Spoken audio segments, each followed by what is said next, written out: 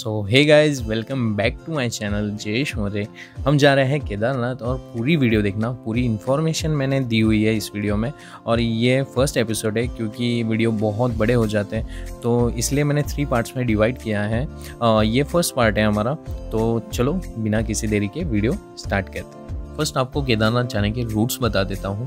आप हरिद्वार तक ट्रेन से आ सकते हो, फिर हरिद्वार से सोनप्रयाग बस या टैक्सी से जाना होता है। मैंने हरिद्वार से बस ली थी सुबह 5:30 बजे की। आपको बस की टिकट ऑनलाइन भी मिल जाएगी और आप हरिद्वार आके भी बुक करवा सकते हो। मैंने हरिद्वार से टिकट बुक करवाई थी 550 रुपीज़ की। ये मुझे बस स्टेशन से नहीं मिली थी क्योंकि वहाँ कुछ बस अवेलेबल ही नहीं थी और मुझे टिकट वहाँ से नहीं मिली। तो मैं जहाँ रुका था वहाँ से टूर ट्रैवलर्स से मैंने ये टिकट बुक करवाई और आपको यहाँ पे भी अलग अलग रेट में मिलेगी क्योंकि कोई 600 बोलता है, कोई 700 बोलता है, बट मुझे 550 में मिल गई। आपको निगोशिएशन करना आना चाहिए। सुबह इनकी 3 से 4 बसेस निकलती है, उसके बाद कोई बस अवेलेबल नहीं होती। अगर आपको टैक्सी से जाना है तो 4,000 to 5,000 रुपीज़ आपको चार्जेस देने पड़ेंगे। इससे भी ज़्यादा देने पड़ सकते हैं क्योंकि टैक्सी वाले कुछ भी रेट्स बताते हैं। तो ये ऑप्शन से आपको जाने के। आप ऋषिकेश से भी करवा सकते हो, वहाँ से समथिंग 500 रुपीज़ आपको चार्जेस लगेंगे। और हरिद्वार से मेरी यात्रा शुरू हुई। सुबह थोड़ी हल्की हल्की सी बारिश हो रही थी और जैसे ही थोड़ा उजाला हुआ ये खूबसूरती देखने मिली। बहुत ही प्यारा सा मौसम था।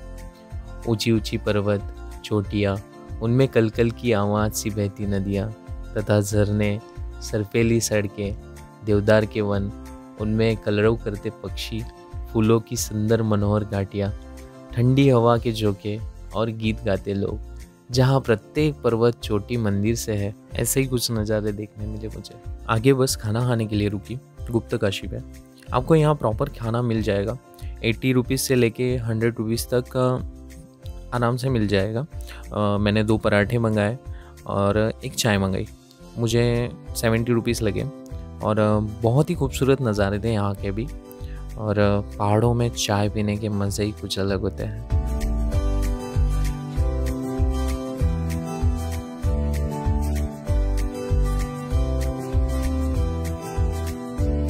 और आगे रुद्रप्रयाग में अलकनंदा और मंदाकिनी नदी का मिलन होता है। यहाँ 2 नदियाँ आके मिलती है और बहुत ही सुंदर सा एक नज़ारा है। ऐसा लगता है दोनों बहनें एक दूसरे से गले मिल रही है।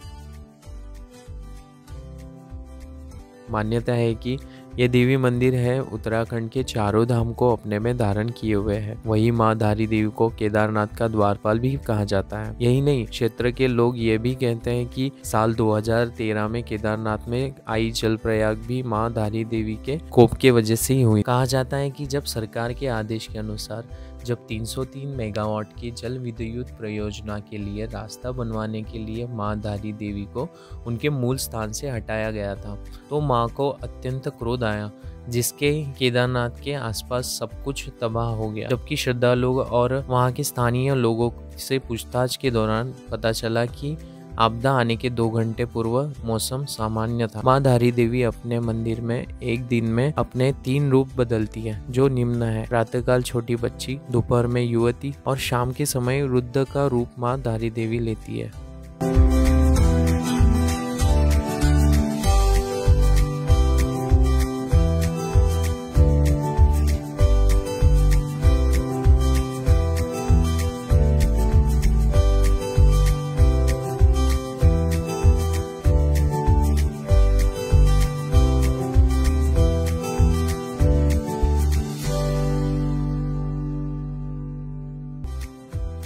जैसे ही बस रामपुर पहुंची वैसे ही मौसम ने धोखा दिया और किस्मत ने भी। बारिश रुकने का नाम नहीं ले रही थी और फुल ट्रैफिक जाम। ऊपर से उत्तराखंड में 3 दिन का रेड अलर्ट। तो रामपुर से सीतापुर 2 किलोमीटर डिस्टेंस पे था। वहाँ से मैं चल के गया और सीतापुर में मैंने रूम बुक की चंद्रलोक होटल में। वो मुझे पड़ा 550 पर डे। आ जाओ आपको रूम दिखाता हूँ।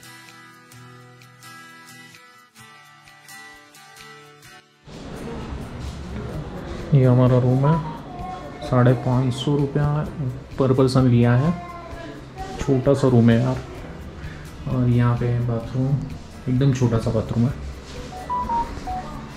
ठीक है, 2 दिन यहाँ ही रुकना है क्योंकि हाई अलर्ट हो चुका है, तो 2 दिन हमें कुछ भी करके यहाँ ही रुकना पड़ेगा। Bad luck.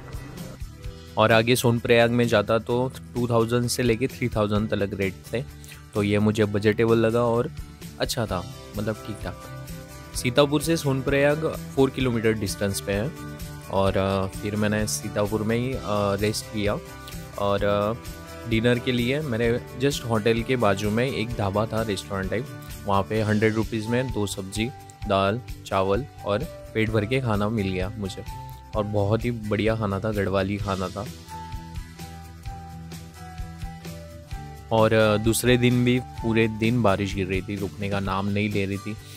मैं जस्ट शाम को बाहर निकला और ये थोड़े सीतापुर के आप नज़ारे देखिए।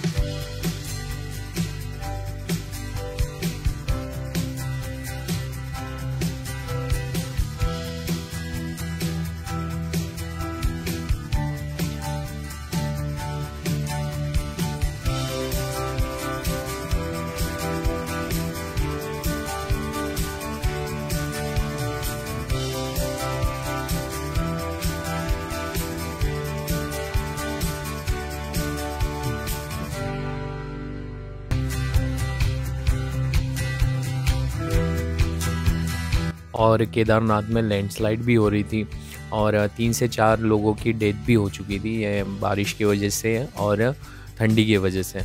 तो थोड़ा डर भी था, बट यही सोच के आए थे कि कुछ भी हो जाए दर्शन करने हैं बाबा के, भले 3 से 4 दिन लग जाए, बट दर्शन किए बिना नहीं जाना है। तीसरे दिन भी बारिश चालू ही थी, बट 10 बजे के दौरान बारिश थोड़ी कम हुई। 2-3 दोस्त बना लिए थे जो सोनप्रयाग में थे, स्टे कर रहे थे, उन्होंने मुझे कॉल किया कि रजिस्ट्रेशन खुल गया है भाई, जल्दी आ जा। तो मैं से ही तैयार हुआ और रजिस्ट्रेशन के लिए गया। रजिस्ट्रेशन में आपको आधार कार्ड और वैक्सीनेशन के 2 डोज के कॉपीज़ लगेंगे। अब हम जा रहे हैं सीतापुर से सोनप्रयाग, अभी चल के जा रहे हैं क्योंकि यहाँ पे कोई गाड़ी अवेलेबल नहीं है, कुछ भी अवेलेबल नहीं है, और सब भीड़, नीचे से आने वाली गाड़ी भी नहीं आ रही है, ऊपर से जा भी नहीं रही है। ये सोनप्रयाग की पार्किंग है, यहाँ पे आप पार्क लगा सकते हो अपनी बाइक, कार, जो भी है, और फिर यहाँ से ऊपर आप जा सकते हो, क्योंकि आपको यहाँ पे ही पार्किंग लगानी पड़ेगी, आगे आपको पार्किंग की जगह नहीं मिलेगी। हाँ, जैसे ही रजिस्ट्रेशन के लाइन में रुका वैसे ही रजिस्ट्रेशन क्लोज हो गया। जो लोगों का रजिस्ट्रेशन हो चुका था वो ऊपर के लिए निकल गए, मतलब गौरीकुंड से जो आगे ट्रैकिंग के लिए निकल गए थे वो लोग निकल गए, और जो गौरीकुंड के नीचे थे उनको फिर से रिटर्न बुलाया गया क्योंकि बारिश चालू हो गई थी और रिस्क नहीं लेना था क्योंकि आगे ऊपर लैंडस्लाइड ज़्यादा हो रहे थे। थर्ड डे मैं सोनप्रयाग में ही रुका और सोनप्रयाग में एक हॉल था बड़ा, उसमें एक गद्दी डाल दी जाती है, 300 रुपये चार्जेस थे पर डे के, तो मुझे बजटेबल लगा और मैंने वहाँ रुक गया और रात ही निकालनी थी। फिर शाम को रजिस्ट्रेशन खुले और फाइनली मेरा रजिस्ट्रेशन हो गया और बहुत ही खुश था मैं क्योंकि 3 दिन से अटका पड़ा हुआ था, कुछ नहीं हो पा रहा था, और फाइनली रजिस्ट्रेशन हुआ और सुबह से 4 बजे से लेके जा सकते थे। तो नेक्स्ट वीडियो में आपको केदारनाथ की ट्रैकिंग बताऊंगा। सो स्टे ट्यून और थैंक्स फॉर वॉचिंग।